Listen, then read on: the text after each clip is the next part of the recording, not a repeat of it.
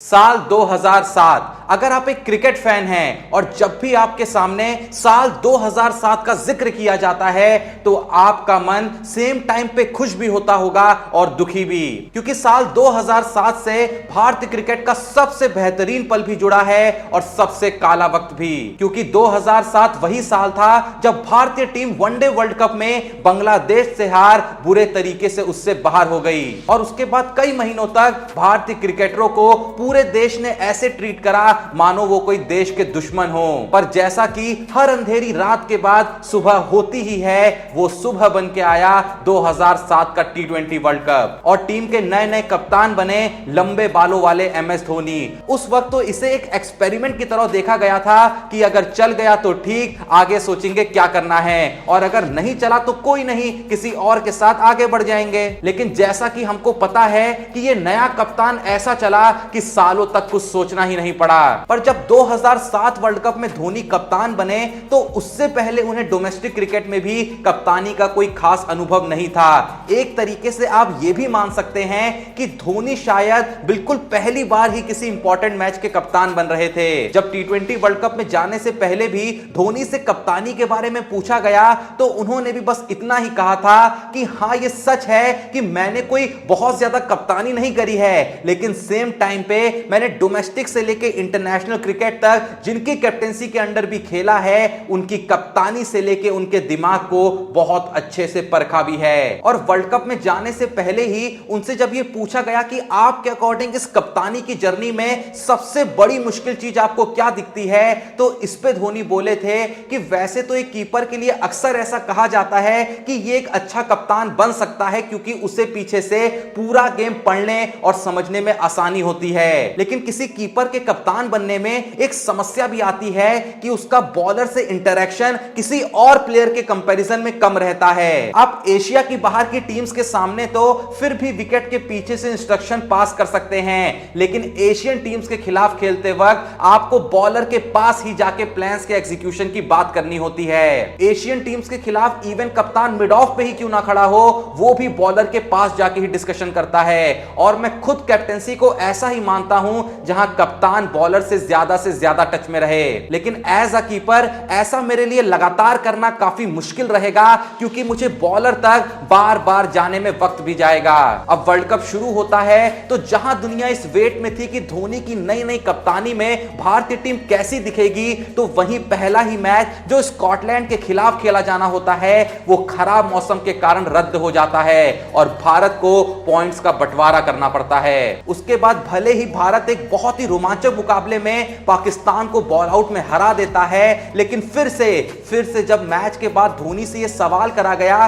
कि आज आपका कैप्टन के तौर पे पहला मैच था, तो आज आपको सबसे बड़ा चैलेंज क्या लगा, जिस पे फिर से धोनी ने यही कहा कि मैं फिलहाल एक एक बॉल के साथ इसे सीख रहा हूं, पर हां, यह सच जरूर है कि विकेट कीपिंग के साथ कप्तानी करते वक्त बीच मैच में भागना काफी पड़ता है। लेकिन यहां से अब जो होने वाला था वो असल में उस वर्ल्ड कप का उतना ही बड़ा मोमेंट बनने वाला था जितना बड़ा इंडिया के लिए वर्ल्ड कप जीतना था, जो पता तो सबको होगा लेकिन शायद याद नहीं होगा। और वो देखने से पहले मैं आपको बताना चाहता हूं एक जबरदस्त और बेहतरीन ऐप के बारे में जिसका नाम है टकसाल। अगर आपका IQ और प्रेडिक्शन थोड़ा सा भी अच्छा है तो ये ऐप आपके लिए ही बनी है, क्योंकि ये ऐप आपको 1 गुना नहीं, 2 गुना नहीं, 3 गुना नहीं बल्कि 9 गुना पैसा देती है। खेलने से पहले इसकी विनिंग लिस्ट जरूर चेक कर लेना। और अब मैं आपको बताता हूं कि इसे खेलना कैसे है। 2 या 3 नंबर से आगे बढ़ते हुए क्रम में आपको पैसे लगाने हैं और इससे आप अपने पैसे तो रिकवर करोगे ही करोगे, साथ ही साथ आप एडिशनल अमाउंट भी जीत सकते हो। यहां पे हर मंडे गिव अवे विनर का नाम भी अनाउंस होता है, जिसकी एलिजिबिलिटी के लिए आपको बस 500 रुपए जमा करने होते हैं और आप जीत सकते हैं iPhone 13 Pro Max,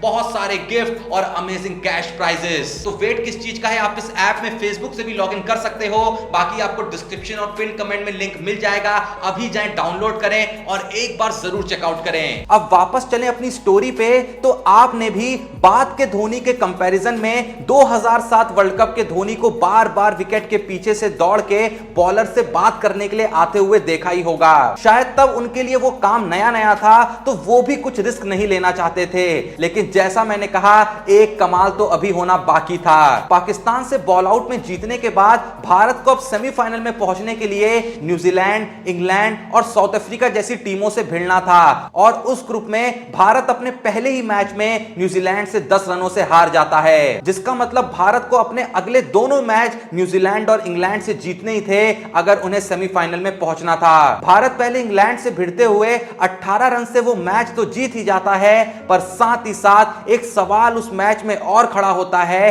कि 219 रन के लक्ष्य के सामने भारत भी इंग्लैंड से 200 रन खा चुका होता है और फिर से उस पूरे ही मैच में धोनी को 50 से ज्यादा बार विकेट के पीछे से चलते हुए ओवर्स में बॉलर्स के पास आते और फिर भाग के वापस जाते हुए देखा जाता है, जिसके बारे में फिर से जब मैच के बाद धोनी से सवाल करा जाता है तो धोनी इस बार यह कहते हैं कि अगर विपक्षी टीम की पहले बैटिंग हो तो मैं फिर भी इतनी बार भागना पसंद नहीं करता हूं, लेकिन अगर जब स्कोर बचाना हो तो बॉलर के आइडिया जानने के लिए कि वो क्या चाहता है या क्या प्लान कर रहा है यह समझना बहुत जरूरी हो जाता है। पर अब भारत को आखिरी करो या मरो मैच साउथ अफ्रीका से खेलना था अगर उन्हें सेमीफाइनल में पहुंचना था और इस मैच में भारतीय टीम पहले बैटिंग करते हुए मात्र 153 का स्कोर ही खड़ा कर पाती है, जिसे भारत को हर हाल में बचाना ही था। लेकिन अब वक्त आ चुका था उन दृश्यों को साक्षात अपनी आंखों से देखने का जो आपको फिर से कभी क्रिकेट में देखने को नहीं मिलेंगे। जब मैच के दूसरे ओवर की चौथी बॉल लेके आरपी सिंह आते हैं और वो बॉल ग्रीम स्मिथ का निक लेके स्लिप पे जाती है तो कार्तिक का एक शानदार कैच